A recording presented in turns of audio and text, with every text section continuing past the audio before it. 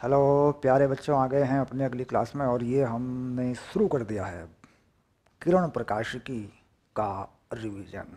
ठीक, तो सबसे पहले मैं वो सूत्र लिख देता हूँ आपके लिए जो आपको बनाने हैं। यहाँ पर क्या हो रहा है कि कुछ बच्चे सूत्रों पर ध्यान कम देते हैं, सूत्र बनाने पर या सूत्र डेरिवेशन को याद न करते हुए न्यूमेरिकल ज़्यादा करने लगते हैं एग्ज़ाम के टाइम पे, जो कि ऐसा नहीं होना चाहिए। कुछ बच्चे ऐसा करते हैं जबकि ज़्यादातर बच्चों का ऐसा नहीं है। भाई डेरिवेशन पहले बनेगा, पहले डेरिवेशन बनेगा, पहले हम कोई नियम है उस अध्याय के अंदर वो लिख लेंगे, उसके बाद फिर हम जो डेरिवेशन में हमने सूत्र बना लिए हैं उन पर हम अंकित सवाल लगा के देखेंगे। उसके बाद फिर हम देखेंगे कि जो कंसेप्चुअल क्वेश्चन है वो किस तरह का है, यानी बेसिक जो टर्मिनोलॉजी होती है किसी भी चैप्टर को पढ़ने का, जो नियम होता है। देखो मैं बताता हूँ कि नियम बेसिकली क्या होता है, क्योंकि जब जब नियम टूटेगा तब तब समस्या होगी। नियम में सबसे पहली चीज़ होती है सूत्र निगमन। फटाफट लिख लो, मैं बता दूंगा एक लॉजिक में। उसके बाद होती है दूसरी चीज़ परिभाषा। कहीं कहीं पे कोई कोई परिभाषा होती है, ऐसा नहीं है कि सारी बातों की परिभाषा बन जाती है, किसी किसी चीज़ की बन जाती है। ठीक, उसके बाद सूत्र निगमन, और सूत्र निगमन में देखो बच्चों नियम भी रहते हैं। जैसे मान लो अपवर्तन का नियम है या परावर्तन का नियम है, वो भी रहता है। तो सूत्र निगमन और नियम कर लें, उसके बाद जैसे कि कोई परिभाषा लिखनी है उस परिभाषा को लिख लें। और यहाँ पर जब पाठ्य पुस्तक है बेटा, तो ये सब एनसीईआरटी से जाना है, ध्यान रखना। इसको प्राइवेट बुक से नहीं करना, किसी से भी नहीं करना। इसको एनसीईआरटी से जाना है या अपने फुल कोर्स में जाकर जो मैंने बना रखे हैं वीडियो लेक्चर, उसमें उसको डेरिवेशन को चेक करना है। बहुत तेज़ी से चेक हो जाती है, कोई बड़ी चीज़ नहीं है। आप जाते हैं कोर्स में तो फटाफट फटाफट वीडियो को फॉरवर्ड कर देते हैं। एक वीडियो में बटन होता है प्लेयर में जो वीडियो को तेज़ भगा देता है, क्योंकि ऐसे टाइम पे आपने वीडियो देख लिया होगा। सूत्र निगमन में अगर उसको ठीक करना है प्रूफ को, तो वीडियो को वहाँ पे ले जाके जहाँ पे ऐसा हो रहा है मैंने लिखा हुआ है उसको एक बार हल्का सा एक बार देख लेना होता है, उसको ज़्यादा कुछ झंझट नहीं है। उसके बाद सूत्र निगमन, तो सूत्र पर आधारित सामान्य सामान्य आंकिक प्रश्न, बहुत मुश्किल वाले नहीं, सामान्य आंकिक प्रश्न। बहुत हल्के हल्के सवाल करने होते हैं बच्चा, ध्यान रहे। बहुत भारी भारी सवालों पे समय नहीं बर्बाद करना, छोटे छोटे हल्के हल्के सवाल करने होते हैं। रिवीजन में या बोर्ड परीक्षा की तैयारी में बहुत हल्के हल्के सवाल करने होते हैं। ठीक, इसके बाद हमें ये देखना होता है कि हमारा जो समझदारी पर आधारित जो प्रश्न आया है, समझदारी पर आधारित जो प्रश्न आया है वो किस तरह का आया है, पेपर के अंदर ये प्रश्न किस तरह का है, यानी कितनी समझदारी की हमें ज़रूरत है, यानी जो कॉन्सेप्चुअल क्वेश्चन है वो किस तरह का क्वेश्चन है। ठीक, कॉन्सेप्चुअल, ये पता नहीं चलता ऐसे, इसको ऐसे नहीं देख सकते ये कहाँ से मिलता है। ये कोई हमारे पास कोई दिमाग में कुछ जादू की छड़ी नहीं लगी है कि हम इसे देख लेंगे भाई समझदारी पर आधारित सवाल आया है। इसका सबसे बड़ा अभ्यास होता है पिछले 10 वर्षों के, है ना, 10 वर्षों के हमें पेपर लेने होते हैं, वर्षों के प्रश्न पत्र से इसका ज्ञान हो जाता है बहुत अच्छी तरह। ये पता लग जाता है कि दरअसल चैप्टर में ऐसे चीज़ें कैसे कैसे कहाँ कहाँ से आ जाती हैं। और ये हम पिछले 10 वर्षों के अगर हम सवाल ही कर लें कहीं कहीं पे, तो ये चीज़ हमारी कवर हो जाती है। बेसिकली समझदारी पर जो आधारित सवाल होता है, समझदारी पर जो आधारित सवाल होता है यह है 10 नंबर का होता है 70 में से। हमारा पेपर फीस का 70 नंबर का होता है, 10 नंबर का ये सवाल होता है। ठीक, इसके बाद ये जो सामान्य अंकित प्रश्न है बेटा, ये रहते हैं 15 से 20 नंबर में, ये मान के चलो लगभग 15 नंबर के सवाल रहते हैं। ठीक, परिभाषाएं जो है वो रहती हैं 4 या 5 नंबर में। सूत्र निगमन होता है मेजरली ये रहता है 25-20 नंबर में, बड़े आराम से 20-25 नंबर में ये रहता है। ठीक, इसके बाद कुछ यंत्र होते हैं हमारे पास, जैसे हम यंत्र देखते हैं ना बेटा, यंत्र देखे होंगे तुमने। यंत्र मतलब जैसे इंस्ट्रूमेंट है ना, इंस्ट्रूमेंट है या डिवाइस कह सकते हैं, युक्ति है, इसे बोलते हैं हिंदी में डिवाइस को युक्ति, है ना। क्या है, जैसे संयुक्त सूक्ष्मदर्शी है, ट्रांसफार्मर है ना, डिविजन जर्मर का प्रयोग है, चल कुंडल धारा मापी है, साइक्लोट्रॉन है। तो इस तरह की हमारे पास कुछ युक्तियाँ होती हैं। ये युक्तियाँ बेटा 7 से 8 नंबर में आती हैं, 10 नंबर में भी आ जाती हैं, मैक्सिमम 10 मार्क्स में आ जाती हैं युक्तियाँ। ठीक, तो हमारे ईमानदारी से जो सवाल नंबर होते हैं वो 20-25 ये होते हैं, 8-10 नंबर ये होते हैं, 35 नंबर का हमारा पेपर होता है।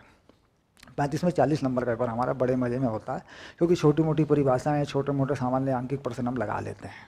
ठीक, तो यानी कोई भी बच्चा जो कमज़ोर से कमज़ोर बच्चा है वो है फिजिक्स में 40 नंबर लेके आता है, 40/70, बड़े में 40-45 नंबर नाचते नाचते आते हैं, कुछ नहीं करना होता इसमें। ठीक, इसमें सिंपल सिंपल सिंपल पढ़ते रहना होता है। ठीक, समझदारी से इसका इस्तेमाल करना है, रट्टे फट्टे मारने नहीं है इसमें। ठीक, अब यहाँ पे होता है कि किसी सूत्र को छोड़ दिया गया, सोचा यार ये कहाँ आएगा, ये तो बहुत आसान सा है, ऐसा नहीं सोचना होता है। कोई आसान कोई मुश्किल कुछ नहीं, सूत्र निगमन बराबर आते हैं। अब जैसे मैं आपको बताऊँ कि दर्पण का सूत्र, देखो दर्पण का जो सूत्र होता है ये हम 10वीं में पढ़ते हैं, 1/v + 1/u बराबर 1/f, और दर्पण का आवर्धन भी हम पढ़ते हैं -v/u। ठीक, अब हम कहें कि यार ये तो 12वीं क्लास में आता है, ये जो इसका डेरिवेशन 12वीं क्लास में आता है, तो विश्वास कम होता है, ऐसा लगता है यार ये कहाँ आएगा 12वीं, इतनी छोटी चीज़ कौन पूछता है 12वीं क्लास में। लेकिन this is the most important है ये। ठीक, इसके अलावा फिर लेंस का फार्मूला है इसी पे, 1/v, अगर लेंस में देखें इसको तो 1/v - 1/u 1/f होता है, और इसमें जो आवर्धन है वो होता है v/u। ठीक, लाइट अगर लेंस को पार कर जाती है तो यहाँ पे देखिए आवर्धन में निशान बदल जाता है, v/u हो जाता है, u में यहाँ माइनस आ जाता है, और यहाँ लाइट रिफ्लेक्ट होती वापस आ जाती है, तो यहाँ के निशान इस तरीके से आते हैं।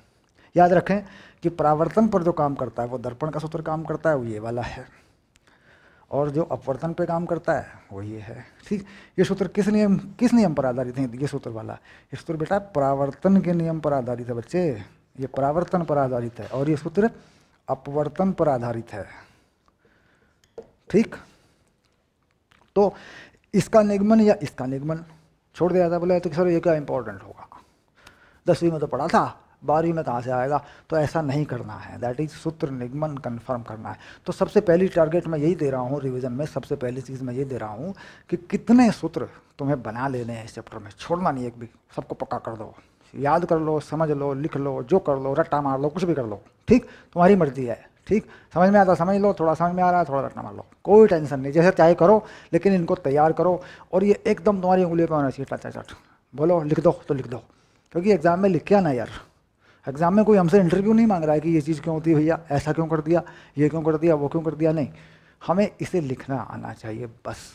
तो लिखने की प्रैक्टिस शुरू, इसे लिख लेना है। ठीक है, चलिए अब मैं सूत्रों के निगमन की लिस्ट बना देता हूँ, प्रूफ की लिस्ट बना देता हूँ।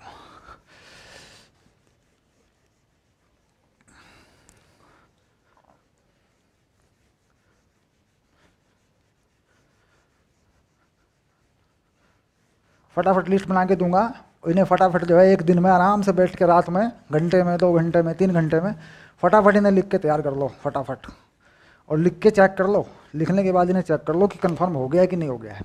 ठीक, क्योंकि एक बार लिख के चेक करें तो 10-12 दिन बाद फिर से चेक करना पड़ता है, 10 दिन बाद फिर देखना पड़ता है यार याद आ भी रहा है कि नहीं आ रहा है। ठीक, चलिए सबसे पहली चीज़ हम करते हैं फोकल लेंथ। दर्पण में हम फोकल लेंथ का सूत्र बनाते हैं, बहुत ही बढ़िया सूत्र है, F = R/2, ये पहला है। ठीक, दूसरा दर्पण का सूत्र है 1/v 1/u 1/f। तीसरा भी दर्पण का सूत्र है आवर्धन -v/u, इसे कहते हैं I/O, प्रतिबिंब का आकार, ऑब्जेक्टिव का आकार। ये 3 सूत्र दर्पण पर हैं। अब ये सूत्र है परावर्तन पर। ठीक, ये सूत्र आपको बनाने होते हैं। ठीक, उसके बाद अपवर्तन की बात करें। ठीक, अपवर्तन में गोलीय सतह पर अपवर्तन होता है, इसे कहते हैं n2/v - n1/u n2 - n1/r, ये गोलीय सतह पर होता है, इसको छोड़ना नहीं, इसको एनसीईआरटी से कर लेना। ये उत्तल है ना सतह पर दिया हुआ है, एनसीईआरटी में ये दिया है, वहीं से कर लेना, कोई खास बात नहीं, वही वाला लिख देना। ठीक, ये भी एनसीईआरटी में मिल जाएंगे, दर्पण वाले भी है, भी कर लेना। ठीक है, चलिए अब इसके बाद यहाँ से एक लेंस निर्माण सूत्र होता है, क्या होता है अपना जरा देखें, 1/v - 1/u और n2 - n1/n1 1/R1 minus 1/R2। ये होता है लेंस मेकर या लेंस निर्माण सूत्र। ठीक, इसको प्रूव कर लेना, इसको बना लेना है। ठीक है, तीसरा लेंस का सूत्र होता है, लेंस फॉर्मूला। ये लेंस मेकर फॉर्मूला है, ये लेंस फॉर्मूला है, लेंस का सूत्र। ठीक, ये क्या है, दोनों बना लेंगे, उत्तल अवतल दोनों बना लेते हैं। ये 1/v माइनस 1/u 1/f। ठीक, दोनों में, उत्तल में भी और बच्चों अवतल में भी, दोनों में बना लेना है इसको। ठीक, ये उत्तल में ही बनता है, एनसीईआरटी से कर लेना इसको, या मैंने लिखवा रखा है उससे कर लेना, कोई फर्क नहीं पड़ता। ठीक, ये एनसीईआरटी से लिख लेना, आसान सा है। ठीक, और जो मैंने करा रखा है अपने वीडियो लेक्चर में वो लिख देना, और नोट्स दूंगा मैं, नोट्स में छाप देना, इसको कोई बड़ी चीज़ नहीं है। ठीक है, नोट्स में आएंगे सब, डेरिवेशन में लिख के देता हूँ, लेकिन कहीं मान लो नोट्स में मुझसे कुछ छूट गया यार, तो दैट इज़ छोड़ना नहीं, डेरिवेशन को याद कर लो, पक्का कर लो। बाकी रिवीजन दूंगा मैं, 15 जनवरी के बाद आता है रिवीजन का लेक्चर रहेगा आपका, उसमें सारी लिस्ट बना के दूंगा, कुछ छोड़ना नहीं है। ठीक, मतलब 15 जनवरी के बाद ये रट्टे का टाइम है, मान लो, मारो रट्टा, याद करो डेरिवेशन। ठीक, न्यूमेरिकल सारे जो लग गए सबसे पहले, डेरिवेशन याद है, न्यूमेरिकल लग जाएगा वहाँ पे, कोई चिंता नहीं करना। ठीक, इसके बाद ये आ गया, देखा। ठीक, ये लग गया। इसके बाद इससे आगे जब बढ़ेंगे, दैट इज यहाँ पर आता है फिर टोटल इंटरनल रिफ्लेक्शन, पूर्ण आंतरिक परावर्तन। इसमें कोई सूत्र नहीं है बच्चों।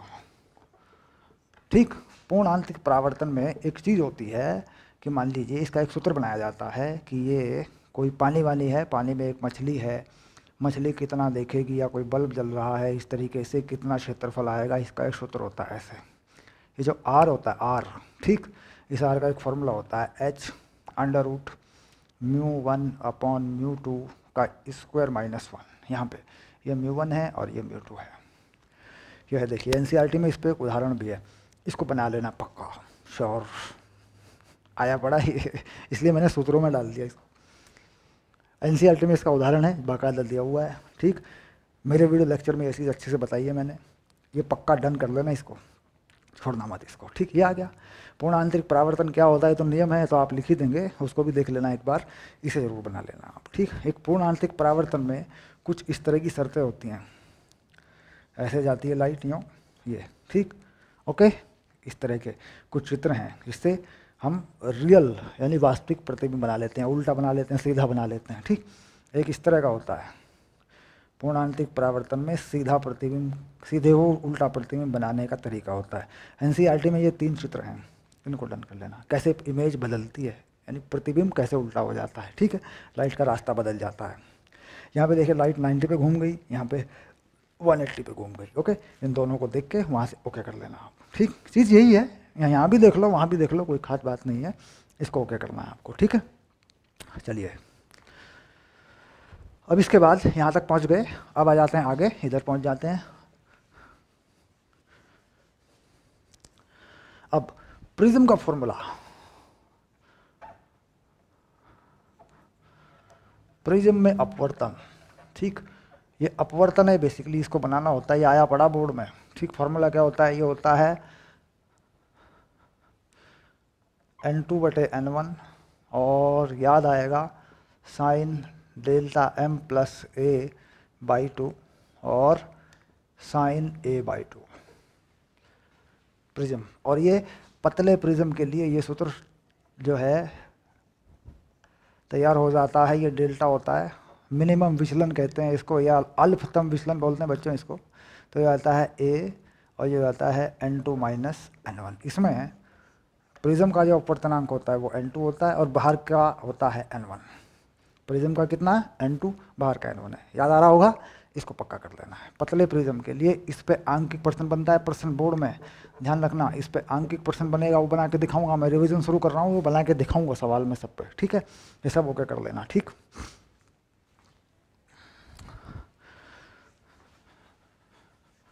यहाँ तक का मामला ओके हो चुका है, सारे के सारे एकदम लिख लो, बढ़िया करके नोट कर लो, लिस्ट बना लो इनकी, और इन्हें 1-2 दिन के अंदर क्लियर कर दो बस सबको, क्योंकि ये चैप्टर जो है थोड़ा बड़ा है, लेकिन ये चैप्टर नंबर बहुत अच्छे देता है, नंबर नहीं कटता इस चैप्टर में, कोई सारे नंबर मिल जाएंगे, सारे अंक मिलते हैं इसमें। और डेरिवेशन चैप्टर पक्का है इस चैप्टर में से, डेरिवेशन जो है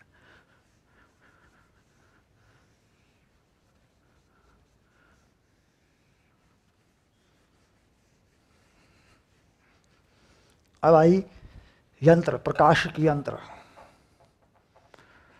प्रकाशिक यंत्रों में संयुक्त सूक्ष्मदर्शी,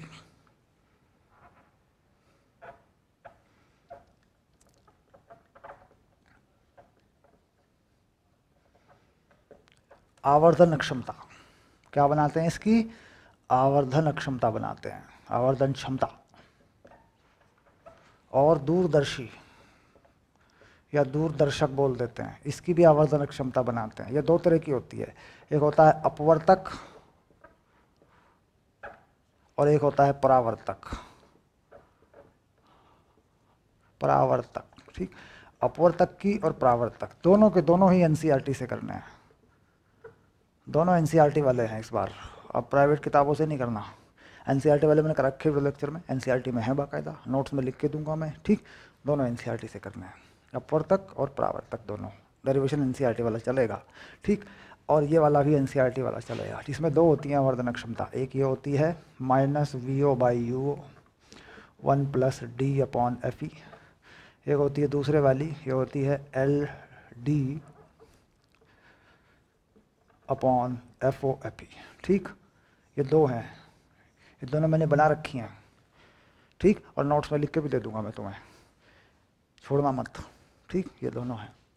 सीधा सीधा सवाल आता है कि संयुक्त सूक्ष्मदर्शी की आवर्धन क्षमता के लिए व्यंजक स्थापित कीजिए, डन, ठीक। ऐसे ही इसमें आता है दूरदर्शी के लिए। ये जो परावर्तक दूरदर्शक है, ये ज़्यादा इंपॉर्टेंट चीज़ है, इसको अक्सर छोड़ा जाता है, बच्चे अक्सर छोड़ देते हैं, सर इसको क्या पढ़ना है, लो इसमें क्या है।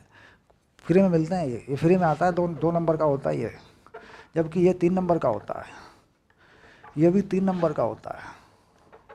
ये फ्री में आते हैं, 2 नंबर फ्री में मिलने होते हैं इसके, कोई झंझट ही नहीं है इसमें। 2-4 लाइनें पढ़नी होती हैं, छोटा डायग्राम बनाना होता है, यहाँ ये है अभिदर्शक लाइन से लिख के ख़त्म करो, कोई न्यूमेरिकल नहीं, कोई झंझट नहीं इसमें, कोई फॉर्मूला नहीं बनता इसका, सबसे आसान चीज़ है ये, ठीक। इसके बाद एक आता है ऑप्टिकल फाइबर, इसको याद करके जाना पक्का। क्या बोलते हैं बताओ हिंदी में? इसे बोलते हैं प्रकाशिक तंतु, ठीक। पक्का इसका रट्टा मार के जाना, पक्का रट्टा मार के जाना इसका, 2 नंबर पक्का देगा ये, 2 नंबर में, ठीक। सारी की सारी मेमोरी एकदम तैयार कर लो, सब याद कर मारो, कोई टेंशन नहीं है, ठीक। हो गया, इतनी सी चीज़ें हैं बस। कुल मिला के इस चैप्टर के अंदर अगर मिला के देखो फॉर्मूले थोड़े ज़्यादा हैं, इसमें 10 मेन फॉर्मूले हैं, ये मान के चलो। मेन फॉर्मूले कितने हैं इस चैप्टर के अंदर? 10 है, ठीक। बड़े बड़े से 10 फॉर्मूले हैं इसमें, और 10 फॉर्मूले, एक फॉर्मूला 10 मिनट का है यार, एक फॉर्मूले 10 ही मिनट लगने होते हैं। 5 मिनट में पढ़ लिया, 5 में लिख के देख लिया, चल भाई हो गया तेरा। 10-12 दिन बाद फिर रिवीजन मारेंगे, फिर देख लेंगे तेरे को, ठीक। खाम नंबर खोने से क्या फ़ायदा, ओके। तो 10 मेन फॉर्मूले, क्योंकि फिजिक्स में सबसे ज़्यादा फॉर्मूले इसी चैप्टर में है। और ऑप्टिक्स जिसे कहते हैं, ऑप्टिक्स का जो वेटेज है, ठीक, वो 9 नंबर का है। इसमें 5 नंबर में रे है और 3 नंबर में वेव है, या 4 नंबर में रे है और नहीं 4 नंबर में वेव है, ऐसा, ठीक। और इसमें रे बढ़ भी जाती है, 6 नंबर में जाती है, 3 नंबर में भी जाती है, क्योंकि इसमें से एक प्रयोग आ जाता है वेव में से, यंग द्विध्रुवी प्रयोग, बताइए, सिंपल सी बात है, हो गया काम, ठीक। खैर वेव की बात लेंगे, वेव में क्या क्या इंपॉर्टेंट है ये जाएगा, बताएंगे। लेकिन फिलहाल 4 या 5 नंबर का ये चैप्टर है, एक बड़ा फॉर्मूला आता है, एक छोटा सा न्यूमेरिकल आता है, बस, ठीक। चलिए अब शुरू करेंगे इसका रिवीजन, ओके। अभी इसमें हम शुरू करते हैं कि ये चैप्टर हमें क्या क्या चीज़ें बनानी हो, तो फाइनल हो गया। अब किस किस तरह का सवाल इसमें बनता है उस बात पर हम आ जाते हैं, ओके।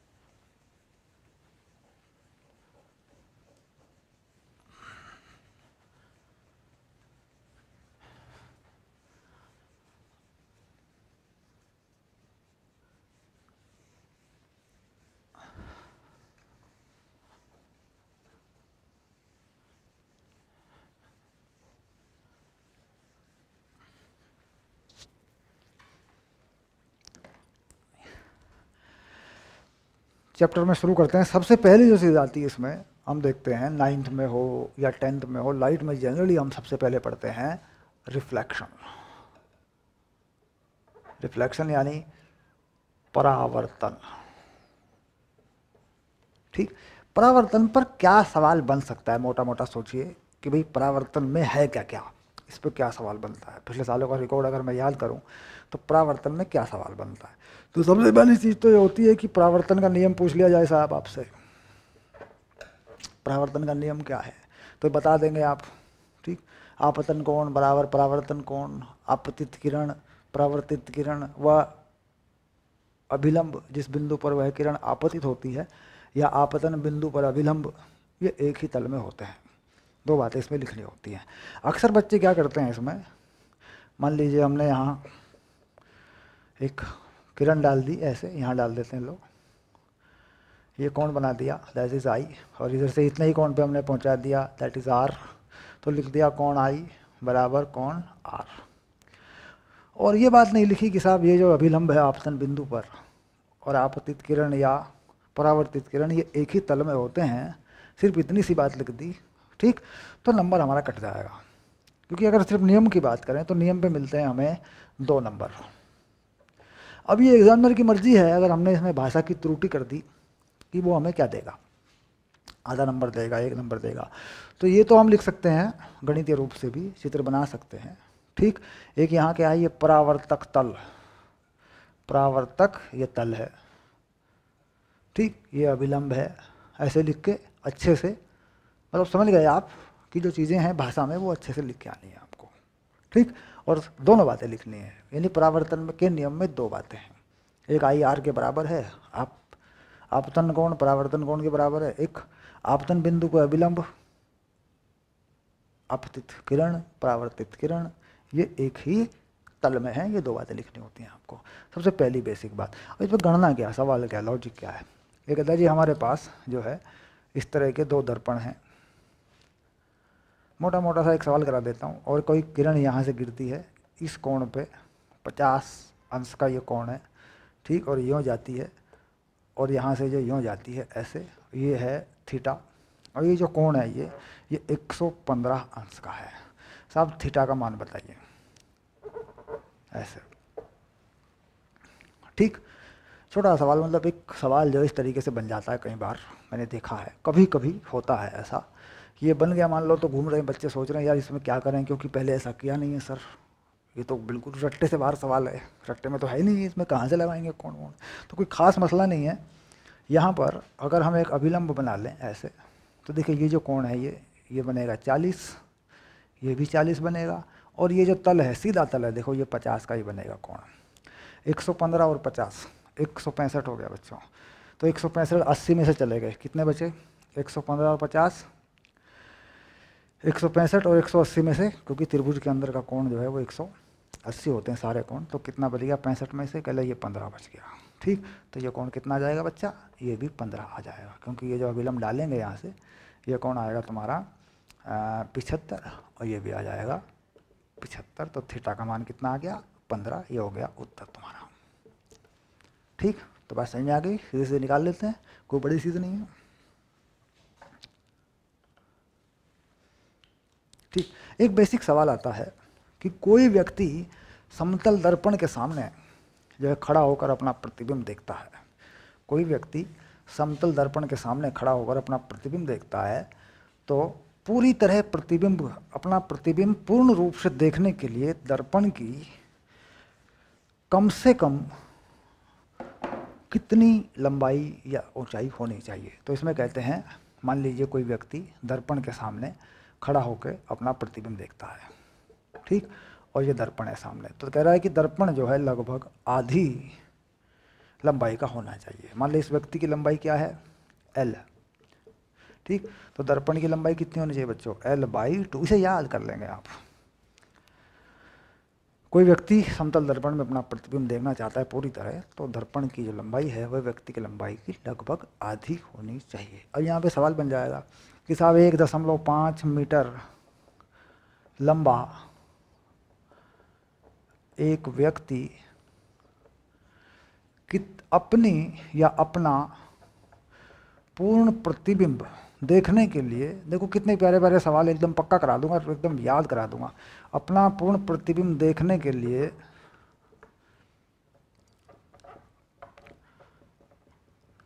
कितनी लंबाई या ऊंचाई, है ना, कितनी ऊंचाई का समतल दर्पण लगाएगा। ठीक हो गया, सामान्य सी बात है। तो कितनी हो जाएगी समतल दर्पण की ऊंचाई? समतल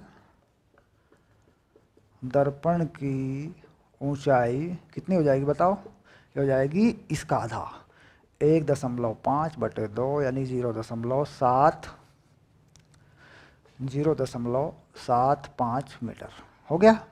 ये लो, याद रहेगा, पक्की बात है। मतलब ये वो है जो जीके टाइप है, एक एक नंबर में सवाल पड़े रहते हैं। चलिए आगे बढ़ते हैं।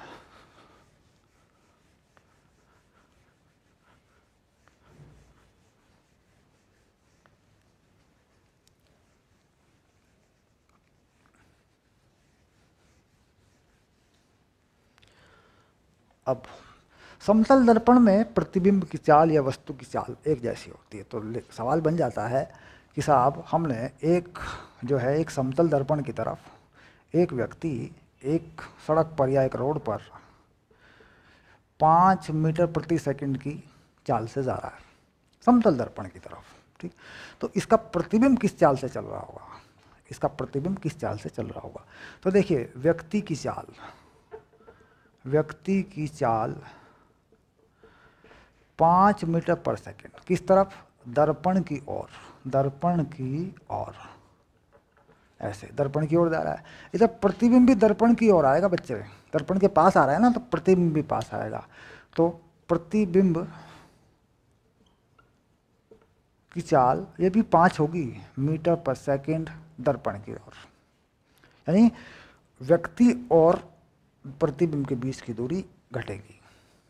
ठीक, अब इसमें क्या होता है, व्यक्ति के सापेक्ष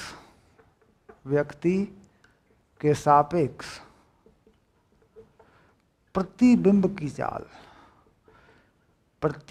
की बहुत ही जबरदस्त चैप्टर है, बड़ा मजेदार चैप्टर है ये। कितनी हो जाएगी?